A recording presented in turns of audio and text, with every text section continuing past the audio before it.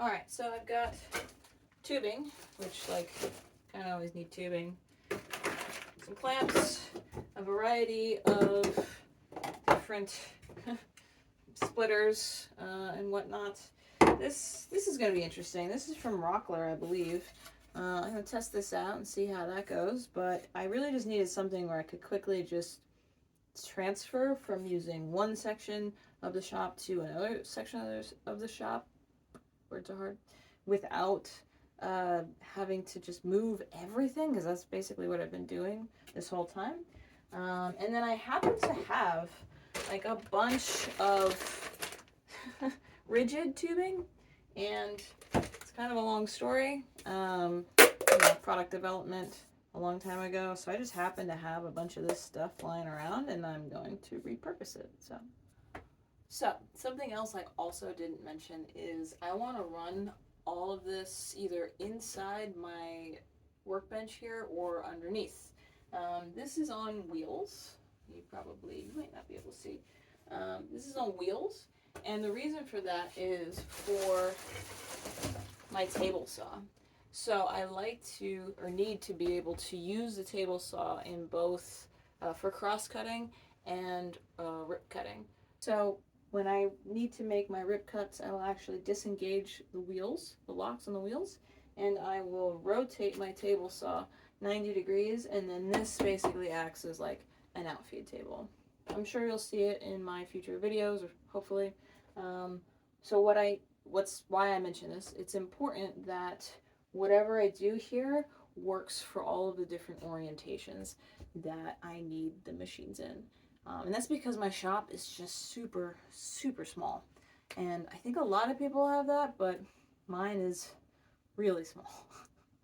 I'm going to have two zones for the workbench. I'm going to have one zone that goes to the table saw and another one that goes up to this area, which is like the main area of the workbench. This is a big gaping hole in my workbench. It's for my router. You'll be surprised how much actually falls in here. Most of you probably aren't surprised, but a lot of dust gets in there. So I want a splitter. I'll have a splitter in here that goes to that area, and then also I want to install kind of like a hood in this area, just something to like catch everything that I'm doing on the workbench besides what falls in this hole. So this is going to have a splitter. It's going to be a two hose setup, and then this is going to have, the table saw is going to have its own. So what I'm going to do is I'm going to drill a hole through here and have it be caught from underneath. I actually originally had a piece here with a hole, and really everything just kind of collected. You can actually see some sawdust under there right now after being cleaned. So it all just kind of goes to the center. So I'm going to have its own little center piece. And then what's going to happen is I'm going to mount this here right on the side so I can switch between the two zones.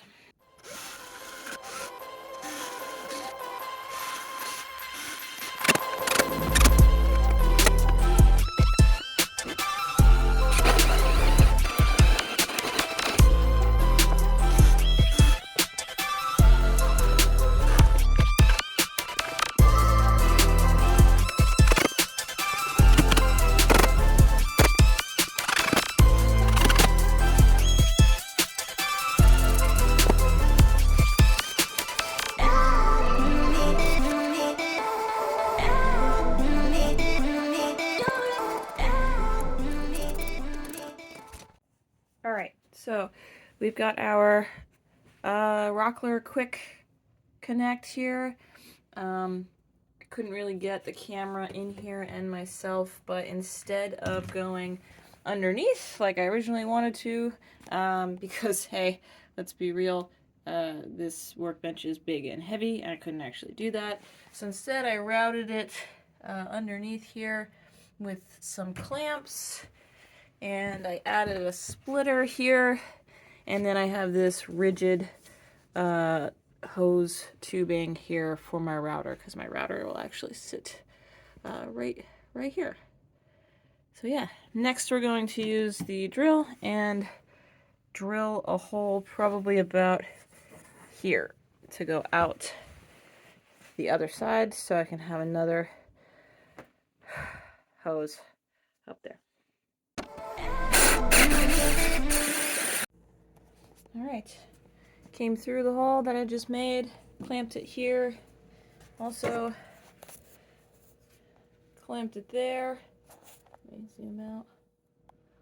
I wanted this to be as rigid as possible because I will be connecting the rigid tubing to it.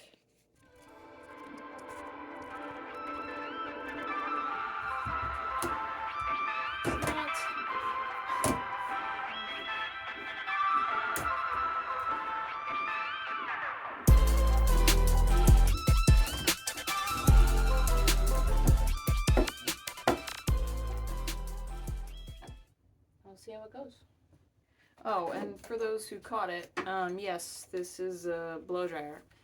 If you're having issues with the PowerTech tubing, you can just take the blow dryer to it, 20 seconds, 30 seconds, just around the edge, softens the rubber a little bit, so it's a little easier to get around the fittings. So, blow dryer.